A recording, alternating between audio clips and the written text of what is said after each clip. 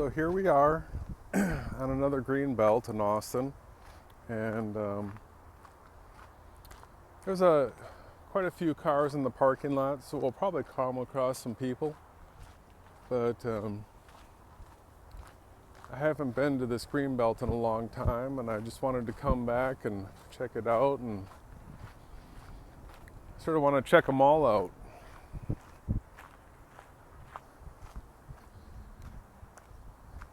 So I've taken you in a brief run through of my life over the last 44 years, and this is supposed to be a flat Earth blog, right? So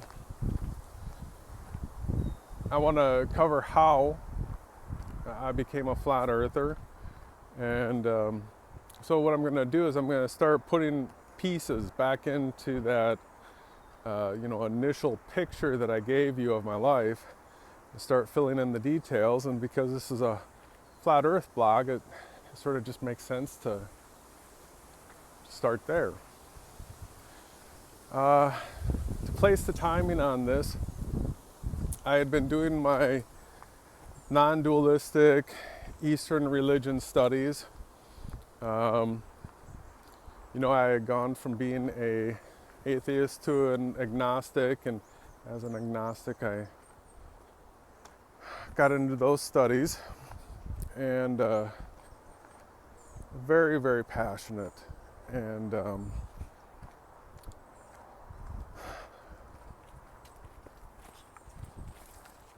I wanted to reach enlightenment. I had heard about enlightenment, and I wanted to reach it, and I devoted myself to it fully. I gave up all the friends that I had in the world, because it takes a lot of meditation and personal sacrifice. And so I just naturally found myself not wanting to be around people nearly as much. And then eventually I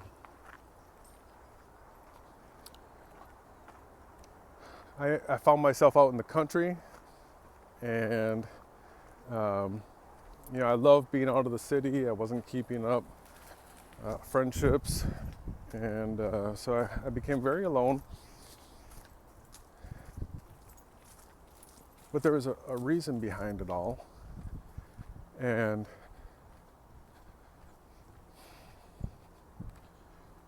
you have to do that type of effort if you're looking for the truth. You have to be willing to sacrifice and do all that, and I did. And so I did reach a state of what I call non-dualistic awareness. And the thing that people have always presented as the grand prize of enlightenment, it's fiction. There's no big bright light. It's all deception, and but there is truth to be found, and that is what is presented as duality to us is wrong. I can always explain that to anybody that wants to know. Non-duality is correct. So I reached a state of non-dualistic awareness, and it's a high spiritual state. You're really out of the throes of this world. Like I've said before, I had come to the conclusion that I was in a simulation already, but I found myself, at the end of a workday, what do you do? Well, I continued to do the stuff that I had always done, and that is research. And I've been a conspiracy theorist, that label, for a long time. And so I had forums that I would go to, and I was always keeping track of the newest conspiracy. I felt like I was relatively smart in that game. But Flat Earth came along. It started showing up as threads on a forum, and I do remember like not even being willing to click on them. It was I avoided it for like months, and finally I did. I sat there going, well, hey, if I believe this is a simulation, and I believe, you know, non-duality and all this kind of stuff, what harm is there in checking this out? So, you know, I clicked on it, and because of all the things that I had seen to be lies before already, it didn't take long. I was watching the first video. I don't remember whose it was. I don't think it was one of the big names like Mark Sargent or Eric DeBay. I think it was somebody else. And so I watched that and maybe a couple others, because what I needed to know was what's their model. I had to know what the model was. So then they, you know, presented the AE model with the sun and moon doing circles over it, and gave it consideration and saw it plausible. And then I went super deep and spiritual. I disconnected myself from the internet.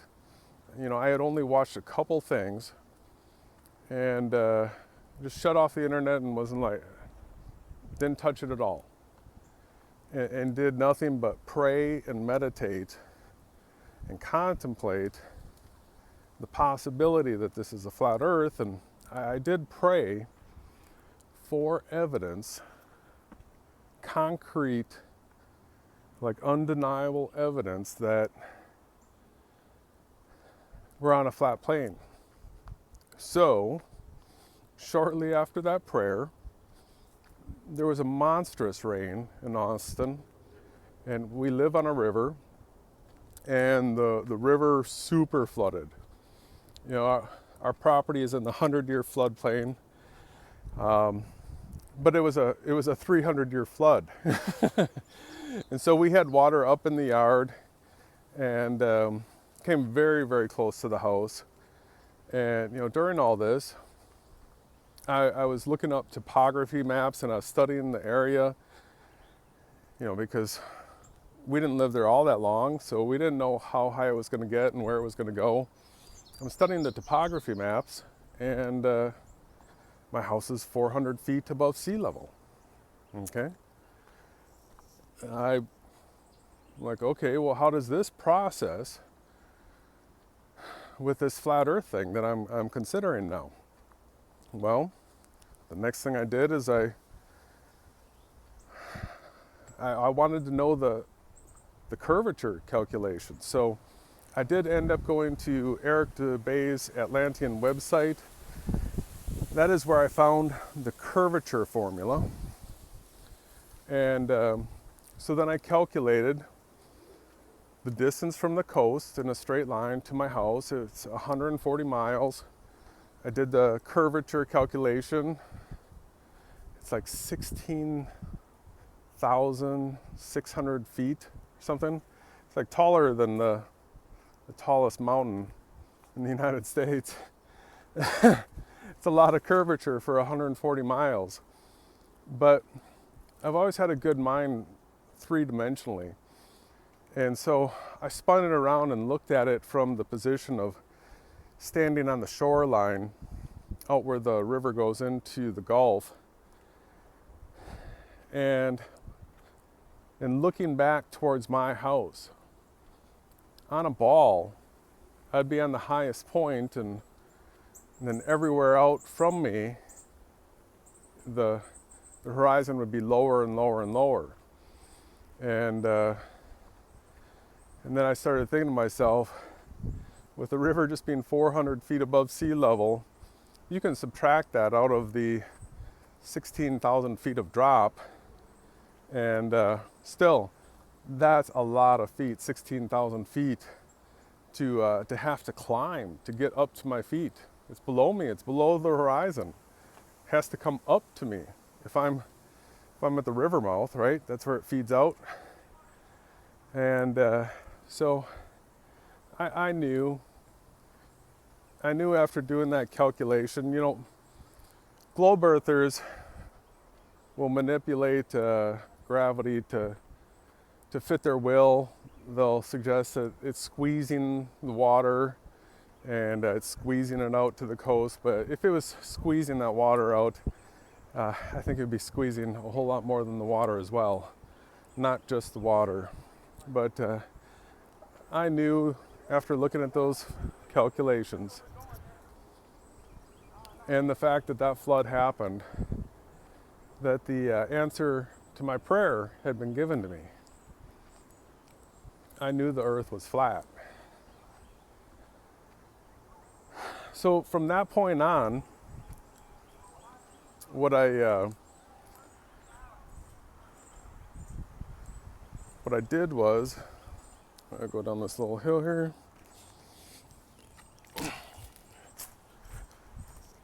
Is I started researching flat earth with the same kind of passion that I had given to my non-dualistic studies. So I absorbed all the flat earth content I possibly could, and I got to know it well. If anybody's doubting that they're on a flat plane, go ahead and ask me. It's a lot of things that you can look at. Earth is flat. And when you look into it deeper, you're going to realize that the popular flat earth model doesn't work either. So you got to keep looking.